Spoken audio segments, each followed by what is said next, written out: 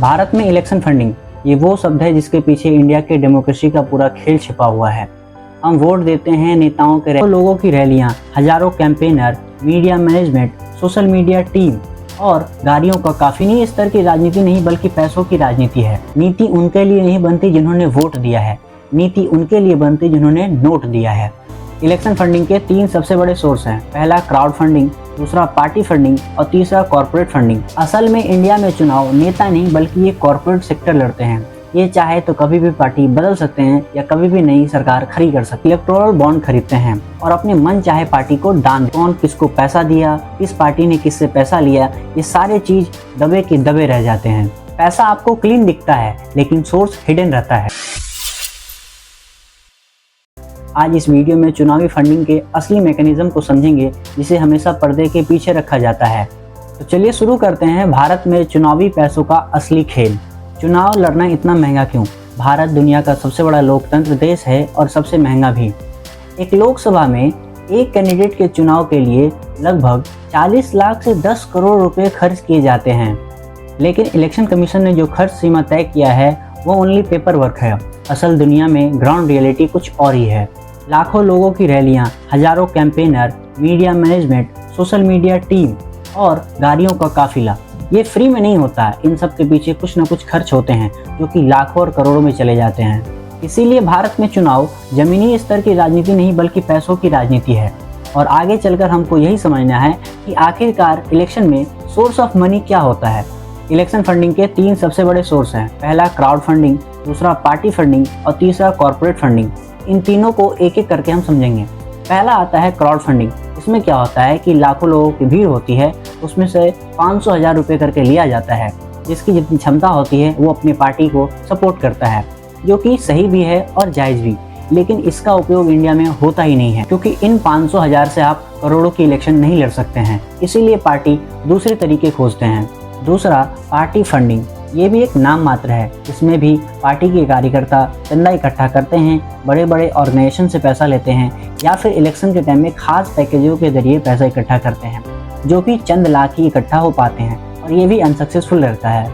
लेकिन असली खेल शुरू होता है तीसरे सोर्स से, जिसका नाम है कॉर्पोरेट फंडिंग और इसी का दूसरा नाम है larger powerful and giant source. असल में इंडिया में चुनाव नेता नहीं बल्कि ये कॉर्पोरेट सेक्टर लड़ते हैं। ये चाहे तो कभी भी पार्टी बदल सकते हैं या कभी भी नई सरकार खड़ी कर सकते हैं। और बदले में इन कॉर्पोरेट्स कंपनी को क्या मिलता है? तो टैक्स बेनिफिट, कॉन्ट्रैक्ट, पॉलिसीज में छूट और गवर्नमेंट प्रोजेक्ट, यानी कि पैसों की राउंडिंग के साथ साथ बेनिफिट्स और control over the power. Corporate funding में सबसे बड़ा रोल होता है इलेक्टोरल बॉन्ड का, जिसका दूसरा नाम होता है ब्लैक एंड व्हाइट ग्राफिक्स। होता क्या है कि कॉर्पोरेट्स कंपनी एक इलेक्टोरल बॉन्ड खरीदते हैं और अपने मन चाहे पार्टी को दान देते हैं और वो मनचाहा पार्टी अपने उसी इलेक्टोरल बॉन्ड को रिडीम करके उसके बदले वहां से पैसा उठा लेता है। इसके बारे में किसी को पता नहीं चलता क्योंकि ये एक इलेक्शन का मोस्ट सीक्रेट पार्ट है। कौन किसको पैसा दिया, किस पार्टी ने किससे पैसा लिया, ये सारे चीज दबे के दबे रह जाते हैं। पैसा आपको क्लीन दिखता है लेकिन सोर्स हिडन रहता है। इसका मतलब साफ है कि अगर बड़े बड़े कॉर्पोरेट्स कंपनी चाहे तो कभी भी सत्ता पलट सकती है और इस चीज में लाखों करोड़ों पानी की तरह बहा दिए जाते हैं। एक्सपर्ट्स का कहना है कि ये दुनिया का सबसे बड़ा ओपेक पॉलिटिकल फंडिंग मॉडल है। यहाँ तक कि कई बड़े केसों में ताकतवर कंपनियां पॉलिसीज चेंज करने के लिए, इन्वेस्टिगेशन रोकने के लिए और फायदा लेने के लिए इसी बॉन्ड के जरिए फंड ट्रांसफर कर देते हैं और उनके ऊपर इन्वेस्टिगेशन रुक जाता है और किसी को पता भी नहीं चलता कि आखिरकार इस केस का क्या हल निकला। इलेक्शन फंडिंग में एक और सोर्स है जिसके बारे में हम सभी कोई अच्छे से जानते हैं लेकिन कोई इसके बारे में बात तक नहीं करता। उसका नाम है black money and cash funding. ये वो पार्ट है जिसके बारे में सभी को खबर रहती है लेकिन इसके बारे में कोई खुल के बात नहीं करता है। इलेक्शन में इंडिया का सबसे बड़ा पैसा काले धन से ही आता है। कैश में मिलने वाला डोनेशन, अलग अलग अकाउंट्स का यूज, जमीन और प्रॉपर्टी के डील्स और इलेक्शन के समय अचानक कैश विड्रॉल बढ़ जाना, ये इंडिया में इलेक्शन के समय इतना नॉर्मल हो चुका है कि ये इंडिया का इलेक्शन सिस्टम का एक पार्ट बन चुका है। आखिर में फंड देने वालों को मिलता क्या है? देखिए, इंडिया में इलेक्शन फंडिंग का एक सिंपल रूल है, गिव एंड टेक बेनिफिट्स का। पैसा दो और फायदा लो। बड़े बड़े सरकारी जमीन कॉर्पोरेट्स कंपनियों को सस्ते दामों पर मिल जाती है, लाइसेंस मिल जाते हैं, टैक्स बेनिफिट मिल जाता है या फिर किसी बड़े प्रोजेक्ट में परमिट मिल जाता है।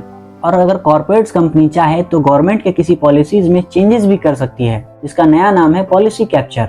तो आखिर में इन सब के पीछे नुकसान किसका होता है? वो होता है आम जनता का। नीति उनके लिए नहीं बनती जिन्होंने वोट दिया है, नीति उनके लिए बनती जिन्होंने नोट दिया है।